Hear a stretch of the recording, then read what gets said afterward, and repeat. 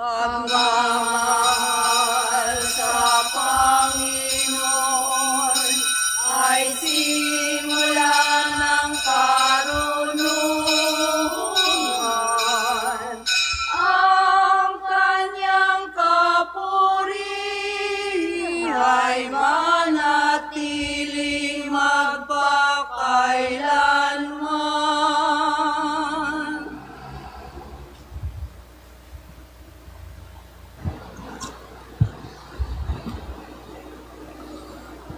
Sa ngalan ng Ama at ng Anak at ng Espiritu Santo, Amen. ang pagpapala ng ating Panginoong Heso Kristo, ang pag-ibig ng Diyos Ama, at ang makikipagkaisa ng Espiritu Santo naway sumainyong lahat. At sumaiyo rin. Mga kapatid, aminin natin ang ating mga kasalanan upang tayo'y maging marapat gumanap sa banal na pagdiriwang.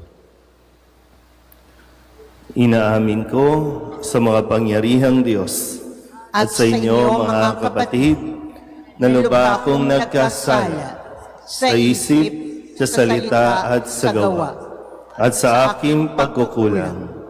Kaya isinasamo ko sa mahal na Birheng Maria, sa lahat ng mga anghel at mga banal, at sa inyo mga kapatid na ako'y panalangin sa Panginoong ating Diyos. Kawaan tayo ng makapangyarihang Diyos, patawarin tayo sa ating mga kasalanan at patnubayan tayo sa buhay na walang hanggan. Amen. Panginoon, kaawaan mo kami. Panginoon, kaawaan mo kami. Kristo, kaawaan mo kami. Kristo, kaawaan mo kami. Panginoon, kaawaan mo kami. Panginoon, kaawaan mo kami. Manalangin tayo. Ama naming makapangyarihan, kaming iyong mga kinupkop ay niloob mong maging mga anak sa liwanag mong kaloob. Huwag mong ipahintulot na sa katiwalian kami ay masangkot. Panatilihin mo kaming nagdiliwanag sa iyong katapatang lubos na sumisikat sa pamamagitan ni Jesucristo kasama ng Espiritu Santo magpasawalang hanggan. Amen.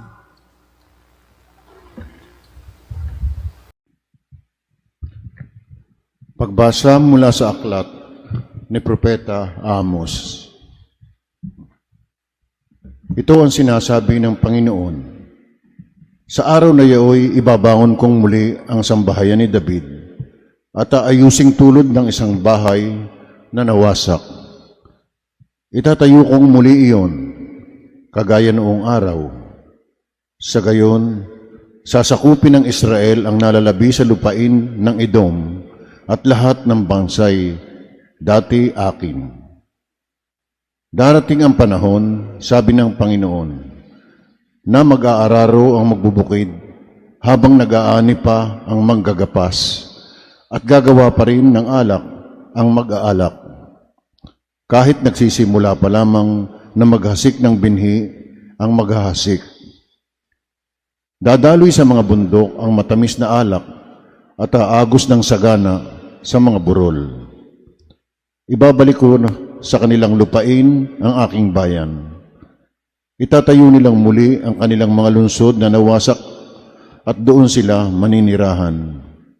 Tatamnan nilang muli ang mga ubasan at iinom ng alak. Magtatanim sila uli sa mga halamanan at kakain ng mga bunga niyon. Ibabalik ko sila sa lupaing ibinigay ko sa kanila at hindi na sila maaalis pang muli roon. Ang Panginoon na inyong Diyos ang nagsalita. Ang salita ng Diyos. Salamat sa Diyos. Ang tugon po sa bawat saknong ng salmo, ang puoy nagsasalita na bayan niya'y papayapa. Ulitin po natin. Ang puoy nagsasalita na bayan niya'y papayapa. Aking naririnig magmula sa puon ang sinasalita. Sinasabi niya, ang mga lingkod niya ay magiging payapa. Kung mga nagsisisi at di nababalik sa gawang masama. Ang puoy nagsasalita na bayan niya'y papayapa. Ang pagtatapatan at pag-iibigay magdadaop palad. Ang kapayapaan at ang katwiray magsasamang ganap. Sa balat ng lupa, pawang maghahari yaong pagtatapat, at ang katarungan na may maghahari mula sa itaas. Ang puoy nagsasalita na bayan niya'y papayapa. Gagawing maunlad ng Panginoong Diyos itong ating buhay. Ang mga halaman sa ating lupai bubungang mainam. Sa harapan niya yaong maghahari pawang katarungan. Magiging payapa susunod ang madla sa kanyang daan. Ang puoy nagsasalita na bayan niya'y papayapa. Alleluia, Alleluia, Alleluia.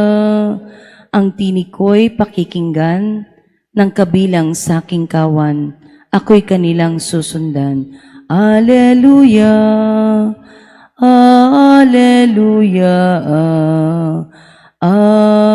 Alleluia. Sumainyo ang Panginoon. At sumaiyo rin. Ang mabuting balita ng Panginoon ayon kay San Mateo. Papuri sa iyo, Panginoon. Noong panahong iyon, lumapit kay Jesus ang mga alagad ni Juan Bautista at ang wika. Malimit kaming mag-ayuno, gayon din ang mga Pariseo. Bakit po hindi nag-aayuno ang inyong mga alagad? Sumagot siya, maaari bang magdalamhati ang mga panauhin sa kasalan habang kasama nila ang lalaking ikinasal? Kapag wala na siya, saka pa lamang sila mag-aayuno. Walang nagtatagpi ng bagong kayo sa isang lumang kasuotan, sapagkat mababatak nito ang tinagpian, at lalong lalaki ang punit. Wala ring nagsisilid ng bagong alak sa lumang sisidlang balat. Kapag gayon ang ginawa, puputok ang balat, matatapon ng alak at mawawasak ang sisidlan. Sa halip ay isinisilid ang bagong alak sa bagong sisidlang balat, at sa gayoy kapwa nagtatagal. Ang mabuting balita ng Panginoon. Pinupuri ka namin, Panginoong Hesukristo. Isang magandang umaga po sa inyong lahat. Ngayon po ay Sabado ng ika-13 linggo sa karaniwang panahon. Huling araw para sa linggong ito at atin po muling lakbayin, balikan natin ang lahat ng mga aral na ibinigay sa atin ng ating Panginoon sa buong linggong ito. At nawa, dahil mahalaga po, katulad ng Mahal na Birhen, kung saan ating ginugunita tuwing Sabado, yung pagtanggap sa salita. At yung lagi natin itong inaalala, iniisip, nang sa ganon ay nagkakaroon tayo lagi ng pinaghuhugutan natin. Nung Lunes, nung ipinahayag nung ibang mga alagad na gusto nilang sumunod kay Kristo, pero sinabi ni Kristo sa kanila, may mga lungga ang mga asong gubat at may mga pugad ang mga ibon, ngunit ang anak ng tao'y wala man lamang matulugan o mapagpahingahan. Baka kasi pag sumusunod tayo kay Kristo, kadalasan ang inaasahan natin, magkakaroon tayo ng komportableng pamumuhay. Pero nilinaw nga ni Jesus, hindi ganon ang pagsunod sa akin, kagaya nila Kristo at ng mga alagad, no permanent address, kasi lipat ng lipat. Pag-isipan muna ng mabuti, baka hindi mo mapanindigan ang pagsunod mo sa akin. Noong Martes, sinabi rin niya, ano't kayo'y natatakot? Napakaliit naman ng pananalig ninyo. Ito yung isang tagpo na kung saan sila ay naglalayag, no? Nasa nakasakay sa bangka, lumakas ang hangin, tumaas ang alon, natakot ang mga alagad, samantalang si Kristo ay namamahinga, natutulog. Kung kaya, no, parang hindi naman pinagalitan, pero parang pinagsabihan niya ang mga alagad na napakaliit ng inyong pananalig para matakot kayo, samantalang kasama naman ninyo ako. Noong Miyerkules, ang paanyaya o paalala ni Kristo sa kanyang mga alagad, o hindi man sa alagad, no, dahil mayroong nagpaalam kay Kristo na salubong niya o sinalubong siya ng mga demonyo na sumasapi doon sa dalawang lalaki, pero nakiusap itong mga demonyong ito na wag silang parusahan, kundi doon na lang sa mga babuyan sila pumasok. At sinabi ni Kristo, humayo. Pero ganun lang, no, kasimple, hindi ginagawang komplikado ng Panginoon ang pakikipag-usap sa Kanya. Kahit ang demonyo, di ba? Ganun lang. Hayaan mo muna kaming okay, humayo kayo. So ganun din sa atin, magandang maging mensahe na, sige, humayo ka. Kung anong gusto mong gawin, humayo ka. Pero dapat, pagdasalan mo muna ng mabuti bago ka makipag-usap din muli sa Diyos. Ano mo yun? Magdadasal ka sa Diyos, bago ka magdasal ka muna din para malinaw kung ano talaga ang hihingiin mo. At nung Huwebes, ang sabi naman sa atin ni Kristo, mapapalad ang mga naniniwala kahit hindi nila ako nakikita. Yung pananampalataya, yung pananalig, kahit hindi mo nakikita, maniniwala ka. Ito yung tagpo na punong-puno ng pagdududa si Tomas kung totoo nga bang nabuhay si Kristo. At kahapon, ang sabi ni Kristo, habag ang ibig ko, hindi hain. At gusto niya, unawain ito ng mabuti. Habag ang ibig ko, hindi hain. Hindi yung mga ritual.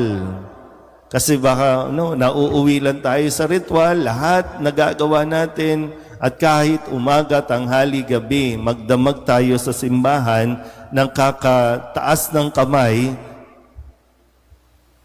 tapos wala tayong compassion, wala tayong pagkahabag sa ating kapwa, na hindi natin matanggap ang ating kapwa sa kanilang pagiging makasalanan, sa kanilang kahinaan, hindi yon ang nais. Kasi yung ritual na ginagawa natin, ang nawa ay ang bunga nito, tayo ay nagiging mahabagin sa kahinaan ng iba.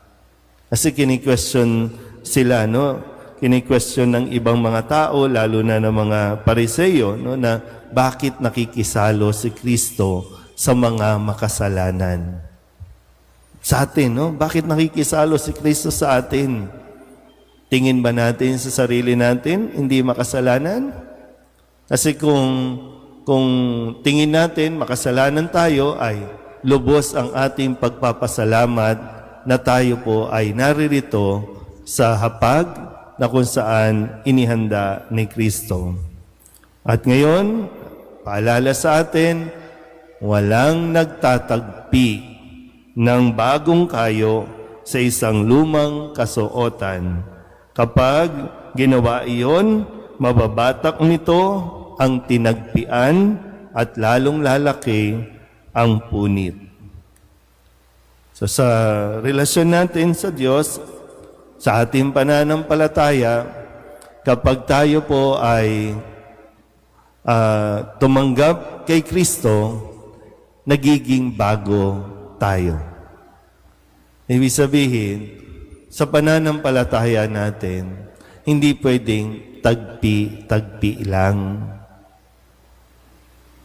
Tatagpian mo lang ng konti, tatagpian mo dito, hindi maayos.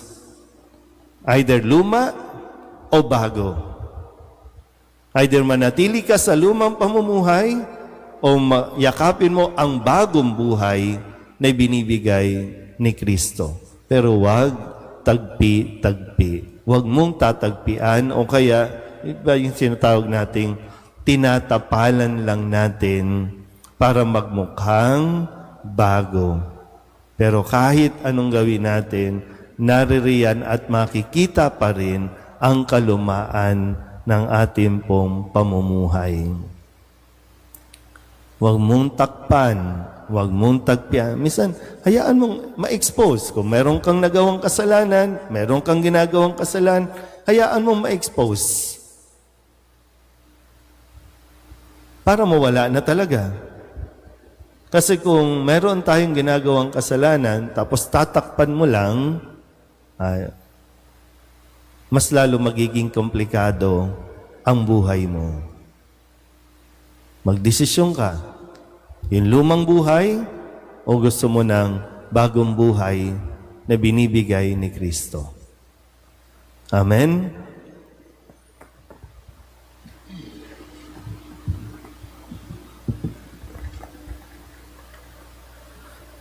Manalangin tayo sa ating Diyos Ama upang mailapit niya tayo sa kahalagahan ng Ebanghelyo at mapanibago ang simbahan at ang sandaigdigan. Ang ating pong itutugon, Panginoon, dinggin mo ang aming panalangin. Panginoon, dinggin mo ang aming panalangin. Ang simbahan, ang sambayanan ng Diyos, at ang mga pinuno nito, naway makasunod sa bulong ng Espiritu Santo na ipahayag sa mga tao ng makabagong panahon ang walang kupas na lengguwahe ng Ebanghelyo. Manalangin tayo sa Panginoon. Panginoon, dinggin mo ang aming panalangin. Ang ating puso, naway buksan natin sa makapangyarihang pagliligtas ng Diyos kay Kristo, na higit na mas mahalaga kaysa sa pagsasagawa ng mga sinaunang relihiyosong gawain. Manalangin tayo sa Panginoon. Panginoon, dinggin mo ang aming panalangin. Atin nawang mapagtanto na laging mangyayari ang himala ng pagbabago sa mga nagnanais na makamit ito sa tulong ni Kristo. Manalangin tayo sa Panginoon. Panginoon, dinggin mo ang aming panalangin. Sa mga may sakit, tayo naway maging mga daan ng kalinga ng Diyos sa ating pagpapadama sa kanila ng pag-ibig at malasakit. Manalangin tayo sa Panginoon. Panginoon, dinggin mo ang aming panalangin. Upang mamayani ang kapayapaan sa gitnang silangan, sa Ukraine at sa buong mundo, at ipagadya nawa ang sangkatauhan sa karahasan, kasakiman at pang-aabuso ng kapangyarihan na nagdudulot ng paghihirap at kamatayan sa marami. Manalangin tayo sa Panginoon. Panginoon, dinggin mo ang aming panalangin. Ang mga yumao naway tumanggap ng walang hanggang kapahingahan sa piling ni Kristong muling nabuhay. Manalangin tayo sa Panginoon. Panginoon, dinggin mo ang aming panalangin. Idulog din natin sa Panginoon ang ating mga personal na kahilingan at mga panalangin para sa ating mga pamilya. Kasama din ang mga kahilingan ng mga nanonood sa online. Lahat ng mga misang pasasalamat, special na intensyon, agarang paggaling ng mga may sakit at ang lahat ng mga kaluluwa na inihiling na ipagdasal sa misang ito.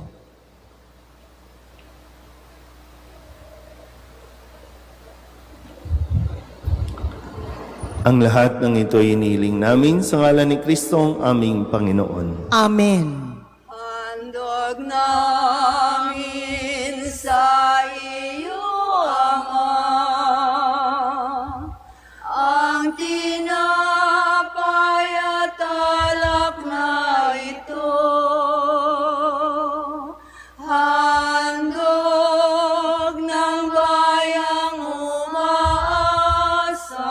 sumasamba't nagmamahal sa'yo. Handog namin sa iyo, Ama, ang tinapay at alak na ito.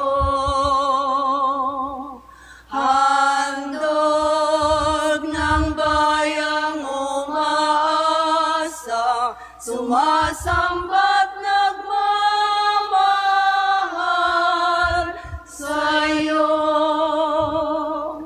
Manalangin kayo mga kapatid upang paghahain natin ay kalugdan ng Diyos Amang makapangyarihan. Tanggapin nawa ng Panginoon itong paghahain sa iyong mga kamay, sa kapurihan niya at karangalan, sa ating kapakinabangan at sa buong sambayanan niyang banal. Ama naming lumikha, kami iyong pinapagindapat gumanap sa pagdiriwang ng paghahain ng iyong pagliligtas. Ipagkaloob mo ang aming paglilingkod sa iyo ay gawing kalugod-lugod ng mga alay na ito sa pamamagitan ni Jesucristo kasama ng Espiritu Santo magpasawalang hanggan. Amen. Sumainyo ang Panginoon. At sumaiyo rin. Itaas sa Diyos ang inyong puso at diwa. Itinaas na namin sa Panginoon. Pasalamatan natin ang Panginoong ating Diyos. Marapat na siya ay pasalamatan. Ama naming makapangyarihan, tunay ngang marapat na ikaw ay aming pasalamatan sa pamamagitan ni Jesucristo na aming Panginoon. Utang na loob ang nagbubunsod upang gunitain ang kamatayan niya para kami buhayin. Pagtitiwala ang sanhi ng ligayang di malilimot sa pagkabuhay niyang sa aming kaloob. Pag-asa ang dahilan ng pagiging handa para sa pagbabalik niyang totoong dakila. Kaya kaysa ng mga anghel na nagsisiawit ng papuri sa iyo, nang walang humpay sa kalangitan, kami nagbubunyi sa iyong kadakilaan. Santo, Santo, Santo, Panginoong Diyos ng mga hukbo, napupuno ang langit at lupa ng kadakilaan mo, o sana sa kaitaasan. Pinagpala ang naparirito sa ngalan ng Panginoon, o sana sa kaitaasan. Ama naming banal, ikaw ang bukal ng tanang kabanalan. Kaya't sa pamamagitan ng iyong Espiritu, gawin mong banal ang kaloob na ito upang para sa aming maging katawan at dugo ng aming Panginoong Heso Kristo. Bago niya pinagtiis ang kusang loob na maging handog, hinawakan niya ang tinapay, pinasalamatan kaniya, pinaghati-hati niya iyon, iniabot sa kanyang mga alagad at sinabi, "Tanggapin ninyong lahat ito at kanin, ito ang aking katawan na ihahandog para sa inyo."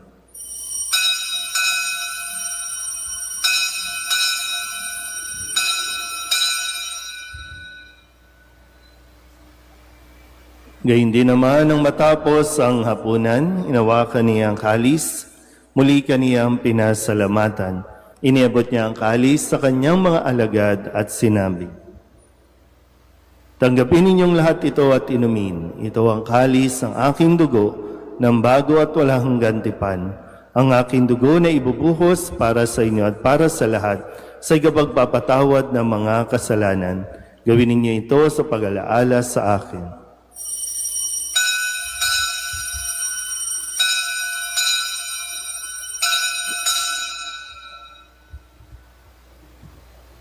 Ipagbunyi natin ang misteryo ng pananampalataya. Si Kristo'y namatay, si Kristo'y nabuhay, si Kristo'y babalik sa wakas ng panahon. Ama, ginagawa namin ngayon ang pag-alaala sa pagkamatay at muling pagkabuhay ng iyong anak. Kaya tiniaalay namin sa iyo ang tinapay na nagbibigay buhay at ang kalis na nagkakaloob ng kaligtasan.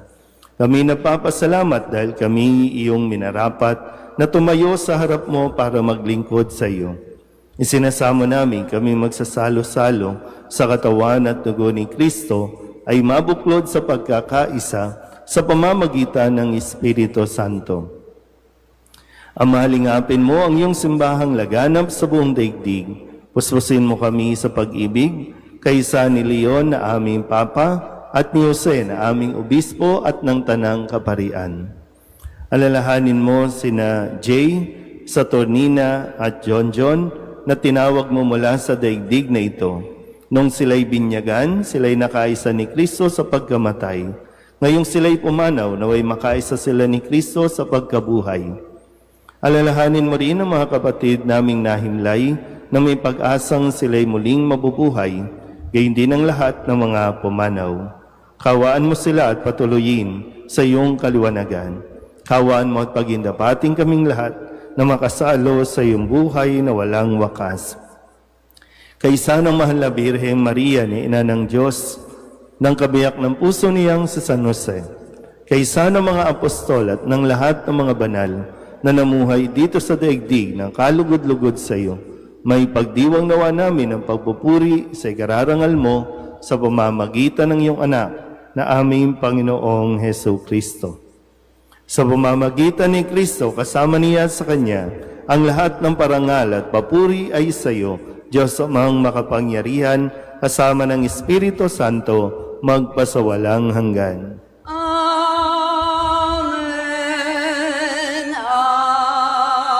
Amen. Amen.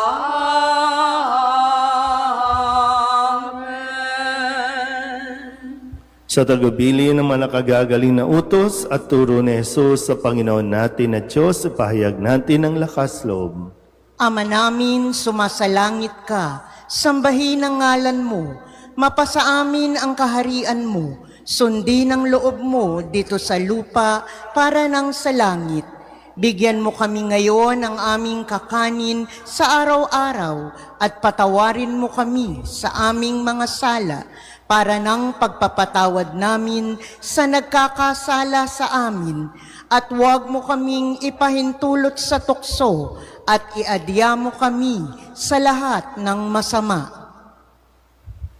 Inihiling namin kami iadya sa lahat ng masama, pagkalooban ng kapayapaan araw-araw, iligtas sa kasalanan at ilayo sa lahat ng kapahamakan.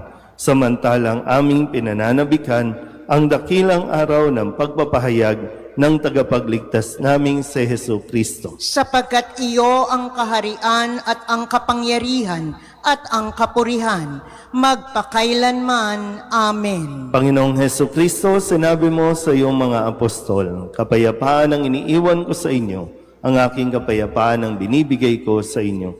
Tunghayan mo ang aming pananampalataya at huwag ang aming mga pagkakasala. Pagkalooban mo kami ng kapayapaan at pagkakaisa ayon sa iyong kalooban, kasama ng Espiritu Santo, magpasawalang hanggan. Amen. Ang kapayapaan ng Panginoon ay laging sumainyo. At sumaiyo rin. Magbigayan po tayo ng kapayapaan sa isa't isa.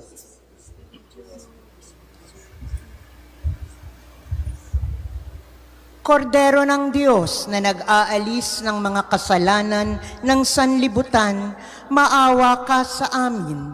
Kordero ng Diyos na nag-aalis ng mga kasalanan ng sanlibutan, maawa ka sa amin. Kordero ng Diyos na nag-aalis ng mga kasalanan ng sanlibutan, ipagkaloob mo sa amin ang kapayapaan. Ito ang kordero ng Diyos. Ito ang nag-aalis ng kasalanan ng sanlibutan. Mapalad ang mga inaanyayahan sa kanyang piging. Panginoon, hindi ako karapat-dapat na magpatuloy sa iyo, ngunit sa isang salita mo lamang ay gagaling na ako.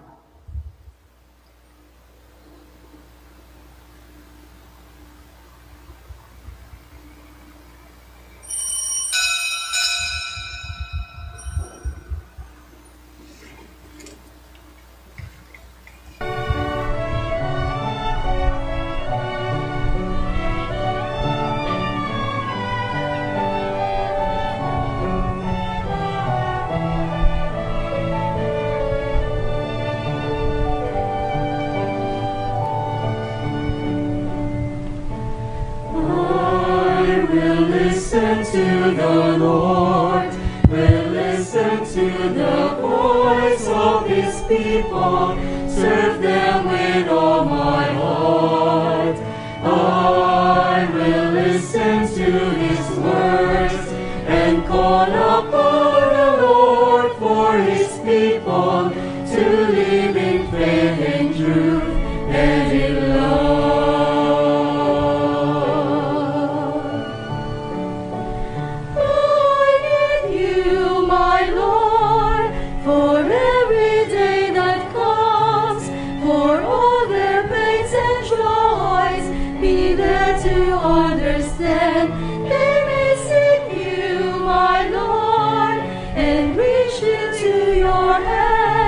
May you comfort their sorrows and heal their wounded hearts. I will listen to the Lord, will listen to the voice of His people, serve them with all my heart. I will listen to His words and call upon the Lord for His people to live in faith and truth and in love.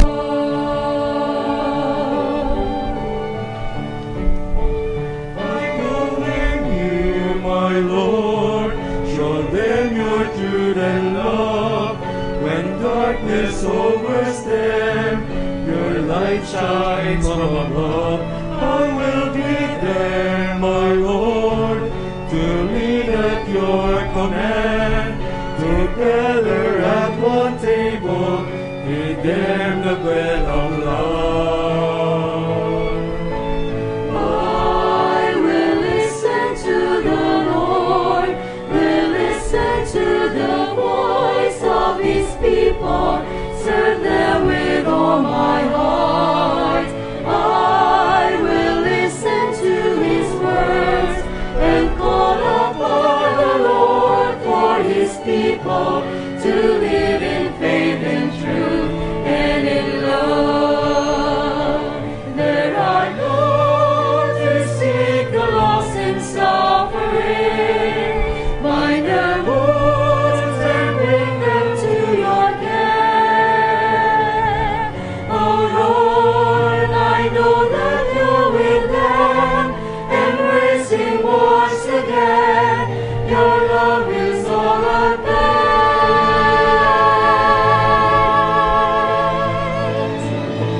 I will listen to the Lord, will listen to the voice of His people, serve them with all my heart.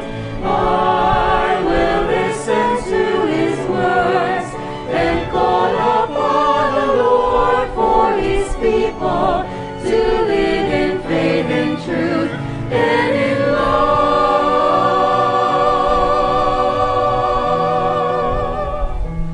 I will listen to the Lord and call upon the Lord for His people to live in faith and truth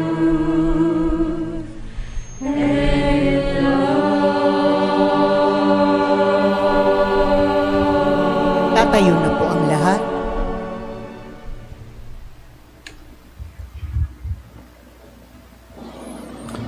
Manalangin tayo. Ama naming mapagmahal, buhayin nawa kami ng aming inihain at pinagsaluhan upang kaming pinagbuklod sa pag-ibig mo kailanman ay magkaroon ng bungang lagi naming maiaalay sa pamamagitan ni Jesucristo kasama ng Espiritu Santo magpasawalang hanggan. Amen. Sumainyo ang Panginoon. At sumaiyo rin. At pagpalain kayo ng makapangyarihang Diyos, Ama at Anak at Espiritu Santo. Amen. Tapos ang banal na misa, umayo tayo sa kapayapaan ni Kristo. Salamat sa Diyos. Magandang umaga po. Masdan mo ang ningas ng pag-asa at ang awit naming pakinggan na tunay nating makakamtan ang